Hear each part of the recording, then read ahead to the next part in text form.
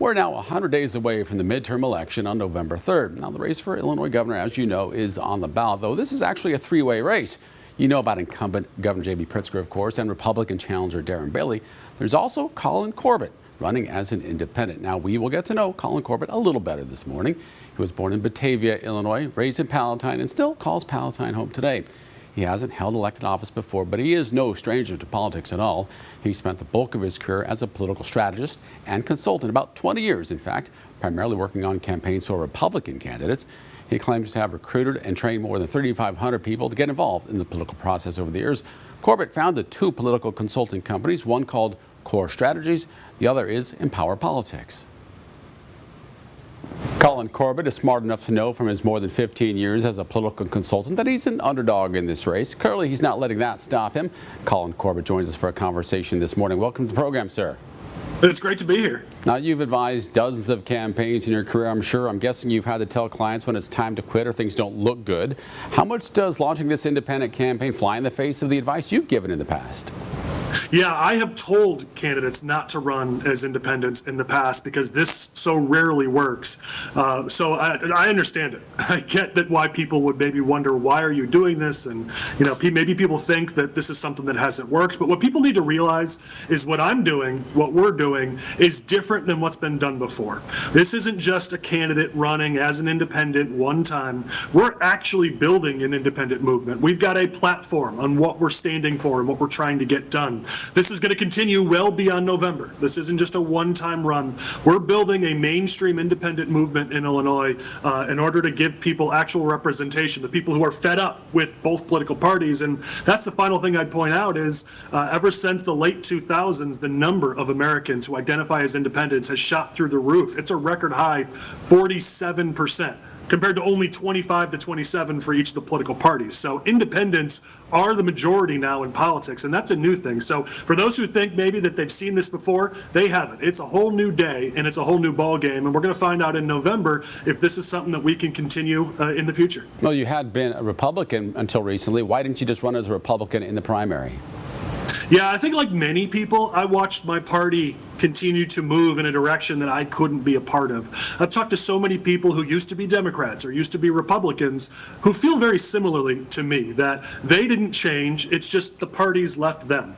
And I've watched that happen over the years, and it's a problem with both parties. You know, when I started in politics 20 years ago, the two political parties stood for something. Now, I couldn't tell you what either of the parties stand for other than how much they love or hate the occupant of the White House. And we've got to be about more than that. And so for me, it was about the issues themselves mattered more than what jersey I was wearing and what color a flag I flew. What mattered was the American flag, the Illinois flag, and are we doing what's right for people? And that just seems to get lost in politics. I've seen it. I've been in the back rooms for 20 years, and so rarely does that even come up in conversation. What's the right thing to do for working families? I want to put the focus back on that. What do you say to Republicans, though, who think your campaign only takes away votes from Darren Bailey and hands the election to J.B. Pritzker for a third term? Yeah, a few important things to note. Number one, Darren Bailey had and has a 0% chance of winning. Everybody knows it. It's talked about pretty clearly. At the pace that it was going, it's 7:01 once again on election night. The race would have been called for J.B. Pritzker, just like it was the last time Bailey lost to Pritzker. So we're not taking away anything from any of the candidates. But I think the important thing to note is who I'm focused on, which is those voters who are disenfranchised by the process. You know, if you look at your candidates in the November election and you ask yourself how many people put those candidates on the ballot, here's the crazy fact. Only 4% of registered voters chose Darren Bailey to be the Republican nominee, and J.B. Pritzker was essentially unchallenged. And so when you went to vote in November, those would be your choices. The Republican nominee chose by 4% of registered voters, and the Democratic nominee, who's the incumbent. By me running, I'm actually giving voters a choice. And we're focused on the 77% of voters who didn't participate in the primaries because they saw no need to or didn't want to because they're not part of one of the two political parties. That's who we're representing, are those disaffected voters who've been fed up. And again, the data shows that that's a majority of our voters. Let's say you pull off the long shot win, you'd still have to deal with a state legislature dominated by Democrats. Why should anyone think you can get anything done in Springfield?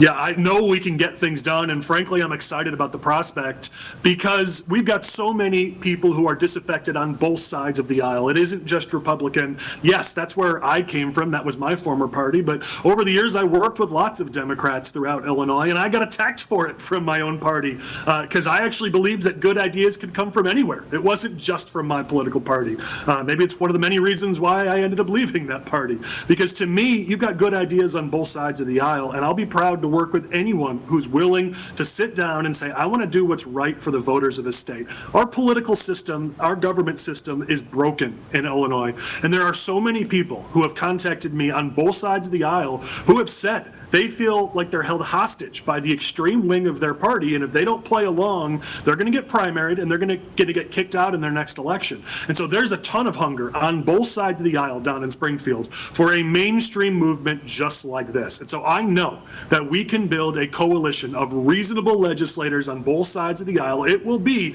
a plurality of legislators down in Springfield, that we can work together and get things done. And as we start to get things done for working families, the pressure is going to build back home for the ones who aren't working with us, because they're going to see, those voters in those districts are going to see, wait a second, things are actually getting done for once in Springfield. Why is my lawmaker not participating in that? We're going to, for once, finally have pressure be on the side of progress in this state, instead of right now pressure being on the side of special interests and party bosses who just want to line their own pockets instead of actually getting things done. Now, affordability is the buzzword of this election year, regardless of being a Democrat, Republican, or independent.